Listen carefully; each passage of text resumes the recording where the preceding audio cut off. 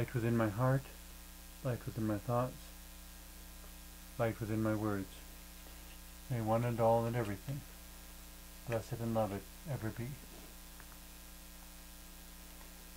Welcome. I am Sister Who. With me today, I have my friend Karen Lewis, and we were having an interesting conversation the other day about childhood education.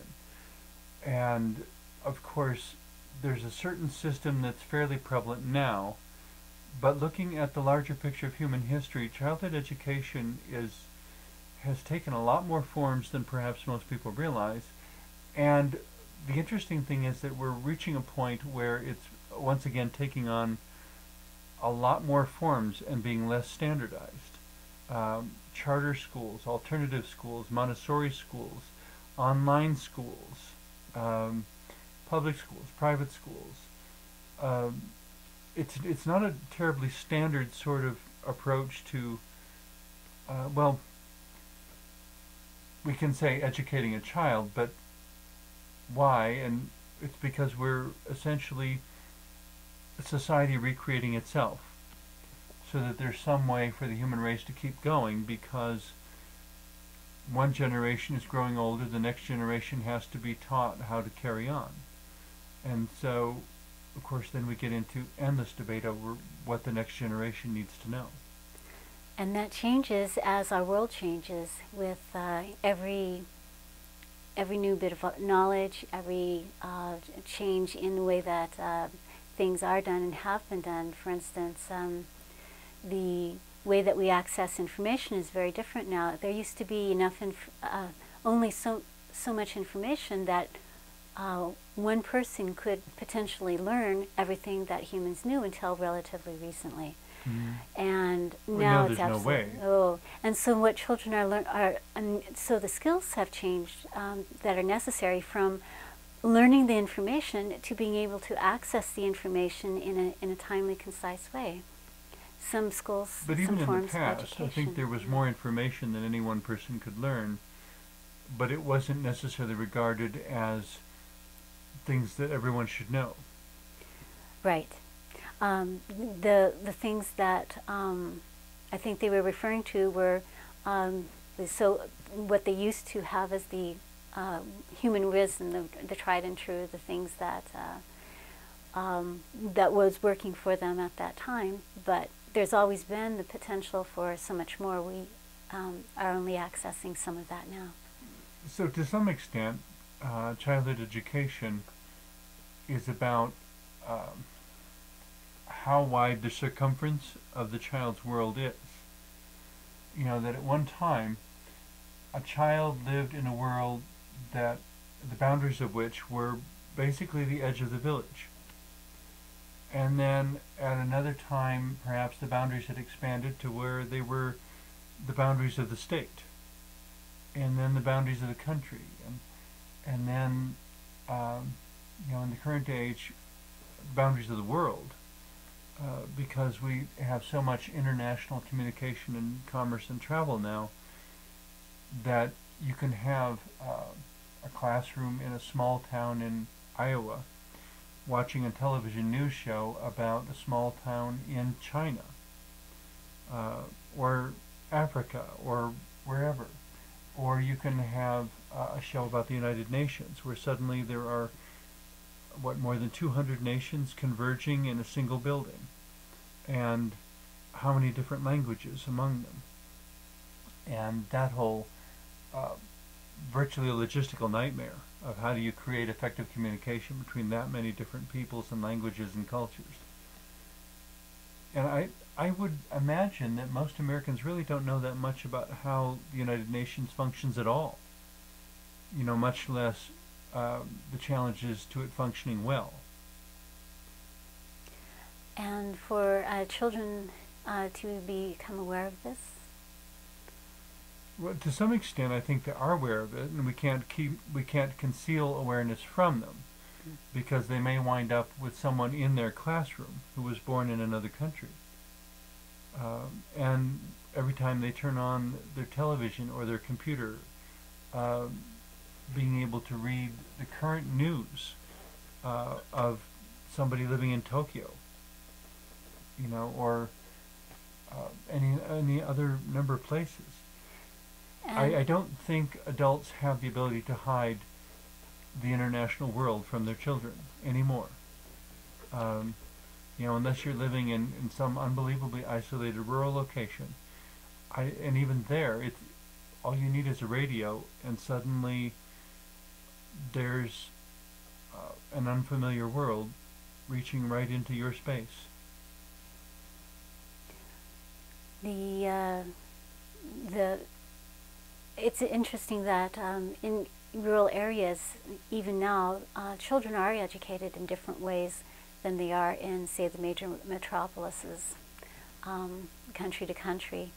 The rural areas generally have more of the individualized parent-to-child training, more reminiscent of essentially an apprentice system, or just simply having a few books and learning from the books, and then that type of education is supplemented by life experience. It seems to me that the old one-room schoolhouses were actually much more individualized than our new systems, and in that sense may have been more effective. They are now looking at creating individualized programs for students with different needs and abilities. Mm-hmm. And different learning styles. That was something the old one-room schools didn't know about. You know, that if you were to ask one of those teachers, if you could journey back through time, the difference between an auditory learner versus a visual learner versus a kinesthetic learner. You know, kinesthetic is the one who learns by doing. Visual is the one who learns by seeing. Auditory is the one who learns by hearing. And you have to really know the child to know which is most effective for that individual child. Some people are now saying that that may not be as helpful as we were once hoping it would be. Mm-hmm. And yet there are different types of intelligences too, and that's a factor as well. Why do you think they're saying that it may not be as helpful as we once thought? I just recently saw a study that was saying something like that. I haven't had a chance to look and see what's actually behind it. But I thought that might be something that... Of course, the other question is to bear in mind what are reasonable expectations of this approach. If you want an approach that's going to solve all the world's problems, I don't know if I really believe in panaceas. You know, the idea that there is one thing that will fix everything. And I guess that's when... Somebody gave me a little button once that says, I'd love to help, but my magic wand is broken.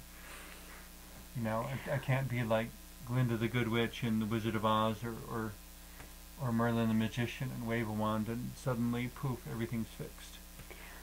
On the other hand, moving into people's lives, so often if people step in and solve the problems for them, fix their problems for them, that doesn't really help them to learn to solve the problems themselves. So I guess in some ways, still at the basics would be teaching people to teach themselves, having people learn how to learn. Well, and teaching people that they can live in a world that's not perfect. You know, that when you have dysfunctional people in your family, there are ways of coping other than to take them out and shoot them. Or running away. Or running away, or isolating yourself from them. Mm-hmm. You know, that the decision to isolate should be a last resort. Sometimes it becomes necessary when all attempts at communication have failed and there are differences that are mutually exclusive. Hopefully those circumstances and situations are few and far between. Hopefully.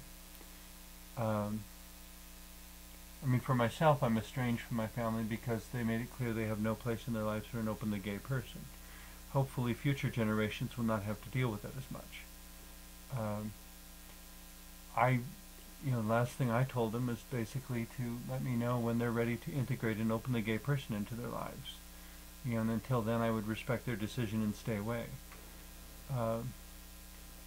And so I think in that case, wound up being a choice for isolation, but it was not the first choice. It was not an easy choice. It was not a quick choice, but ultimately proved to be a necessary choice. You know, and unfortunately, with early childhood education, we come down to a similar sort of thing. When I was going through elementary school, there were only two choices because homeschooling didn't exist, the internet hadn't been invented. Um, you know, The apprentice system and we was had no public longer. school and we had the Catholic school, and that was Yeah, it. yes. Um, and in correction, there was also the Baptist Academy for a particular Baptist church in town that didn't want to subject their children, I suppose they would say, to either public school or the Catholic school. I found a lot of their tactics rather heavy-handed, though, and a bit overzealous and a bit oppressive. I One indicator, which I suppose some would question whether it should be an indicator, but it was the one that stuck out in my mind, is that there were extremely few young, to my observation as an outsider, there were extremely few young ladies who ever graduated from that school, went through the school, got to the end of high school and graduated without having experienced a pregnancy. Because obviously in that sort of context there was no sex education that was effective, or apparently whatever societal structure helps wasn't there, because they were getting involved in compromising situations and getting pregnant and having children before they ever graduated from high school. Obviously in the public school the percentage was much, much, much lower. At the Baptist Academy in my particular hometown, the percentage was extremely high, because they simply weren't addressing the problem. So you would put as part of the effective education would be helping students to learn not only the things that are traditional, if you will, topics, but also how to live their lives. Mm-hmm. Things that Well, create going an back to the effective original life. question of how you create the next generation to form society.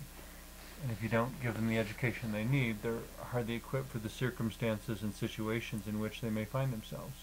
Or they'll have different priorities that don't serve them well. Yeah. A big part of that then is being self-aware, being aware of what the emotional and psychological needs of youth are. And that sometimes they have needs that aren't on their parents' and society's agenda. And yet they're very basic needs, and without this type of information being given to them directly, they have to try to bring it in through some other means, through life experiences, or It seems to me whenever someone has a need, either you can meet it in a constructive way, or it will demand to be met in a destructive way, but it won't simply go away. And yet there are very basic things that are needed to have a well-balanced life, that those things simply are not being addressed directly currently in any of the forms of education that are widely available. For example? For example, how to have a good balance and flow in relationships, how to keep oneself from being blocked when one is suffering a trauma, a traumatic event, and moving beyond that in a constructive way rather than a destructive one. What about the basic challenge, if you will, I don't know if it's right or wrong, of isolating oneself or one's group? The idea that the Catholics should go to Catholic school and the Baptists should go to Baptist school and the Lutherans should go to Lutheran school. Is that really wise? Does it ever really work? That's a very legitimate question. I know within the homeschooling community, there are people who homeschool their children according to certain religious beliefs, And when they go, and they shelter their children from certain things. And what are they experiencing as they go out of that fold, as it were, for higher education? Those type of, and the people that have been homeschooled are often given priority in some schools because they don't have the regular boxes. They've learned to think out of the box in some cases, but so when to they some encounter extent, the it's also world, about the extent to which the adult population is able to anticipate the circumstances the children will face. overcoming trauma in a constructive way is something that's always been with us, and still no society, it would seem, has yet put a priority on that, or that type of learning that would help. And I would say it's because they're still looking at the form of the crisis rather than the dynamic of it. What do you mean? That, you know, what I said a moment ago about anticipating what the next generation will need to know. Will they need to know how to deal with divorce? Well, my parents never got divorced, theirs won't either. Will they need to know how to cope with living in a country that is at war? I mean, children who were going to school during the Second World War had a very different experience because, you know, Dad was off fighting, Mom went to the war plant, they were in school. It was a very altered reality. And of course, when the war ended, everyone wanted to presume there wouldn't be another war, instead of having classes in the psychology of how do you maintain your sanity when the world around you is insane. You know, how did the people of Germany manage to survive being ruled by a fascist dictator? A lot of things are not taught in school. A lot of things are not taught, and a lot of stories are not told. Yes. I had someone recommend a book to me recently that I hope I get to read sometime soon. I believe in English it's translated as Every Man Dies Alone. It's essentially an accounting of, is it acts of civil disobedience? Is that the right way to label it? People in Germany during the years of the Nazi regime who were doing things specifically to defy the government, to defy the ruling paradigm. As I said, I haven't read the book. The one example somebody mentioned to me was that there was supposedly a couple who, as they saw Nazism coming to power, saw that it was bad and began collecting all sorts of anti-Nazi postcards. And throughout the war would leave these in conspicuous public places as their way of saying, I do not accept the lies that are being put toward me. I do not accept the authority of this dictatorial government. I absolutely acknowledge it as wrong and evil and myself as opposed to it. Well, a lot of them at some point were caught and sent off to the concentration camps and killed. And I have to interpret, I guess, that they did what they did because it was the only way to retain their sanity. Because to do nothing... It was indoors. Or naval, yeah. It would have been intolerable. You know, to stand by and do absolutely nothing would drive you crazy. Because ethically and morally, it's so offensive. It just, you can't not respond. And of course, the response came too little too late. And wasn't particularly effective in the sense of changing the national course, the national political path of their country. Would it be possible to teach people to foresee something like that so that they can be effective before it becomes overwhelming, destructive? I would say you do that by teaching people how to question. So that's where, to me, the most important thing that needs to be included within childhood education is the ability to question and the ability to think. But of course, many adults tire of children's incessant questions and don't want them to be questioning because they get tired of not having answers. And so instead of encouraging the ability to question, they discourage it. And instead give pre-digested answers. Mm-hmm. You know, this is the way we do it because this is the way it's always been done. Well, it works for me. Well, if the child knows how to ask questions and finds something wrong with the answer, the child may go on to devise a better answer. But if you have discouraged the child from asking questions, the questions won't be asked, the discoveries won't be made, and the world won't improve. I mean, it's like that wonderful passage at the end of the Dr. Seuss book, The Lorax, where all that was left when the Lorax disappeared was a round stone with the word unless. Mm-hmm. And let's see, and what that meant I certainly couldn't guess. But now that you're here, the meaning is perfectly clear. Unless someone like you cares a whole awful lot, it's not going to get better. It's not. It's not. So here catch, and he let something fall, the very last truffula seed of them all. You know, and then he starts, you know, and basically gives this wonderful prescription for how to turn the world around, starting with a single seed. But you have to, you know, as he said, unless someone like you cares a whole awful lot, it's not going to get better. It's not. Childhood education, to me, if it's going to be redeemed, has to come back to being able to question and being able to think critically. Those are the more essential than reading, writing, arithmetic, and all the rest. Perhaps one day they'll be taught. Mm-hmm. Questioning and critical thinking. You know, and I guess for the additional things, reading, writing, and arithmetic, and I would say in multiple languages.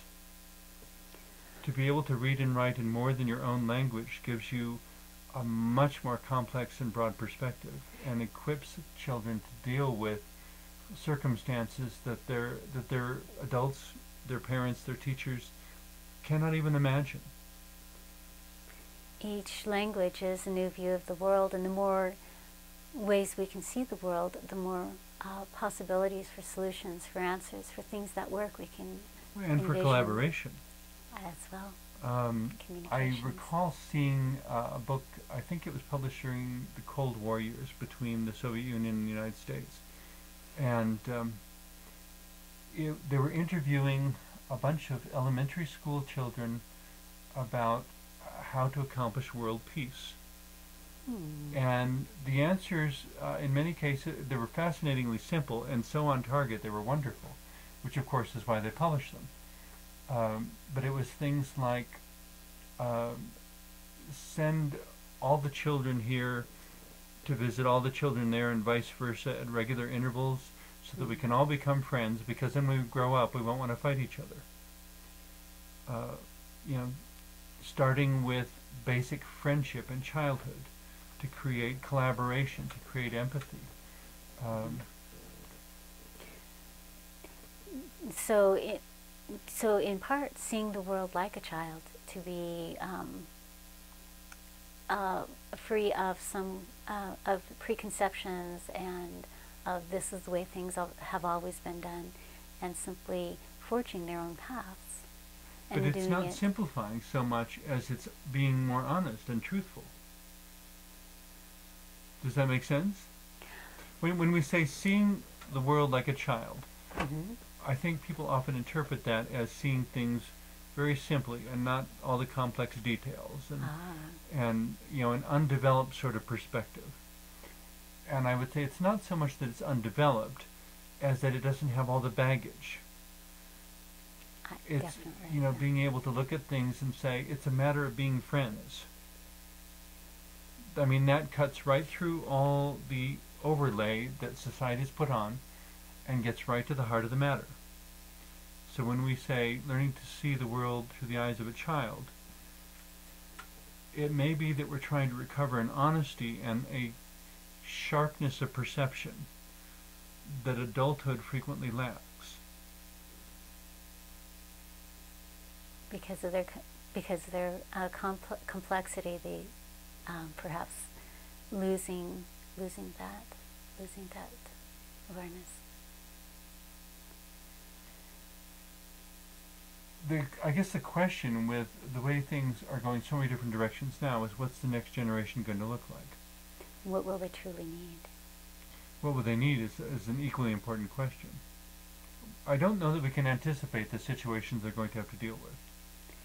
But again, that's where I come back to saying the two fundamentals have to be how to question and how to think critically. And with those two, it seems to me you could have prevented the majority of the socio-political catastrophes of the 20th century if we had started with a population that knew how to question and knew how to think critically. To the extent that either of those is repressed, the solutions don't happen.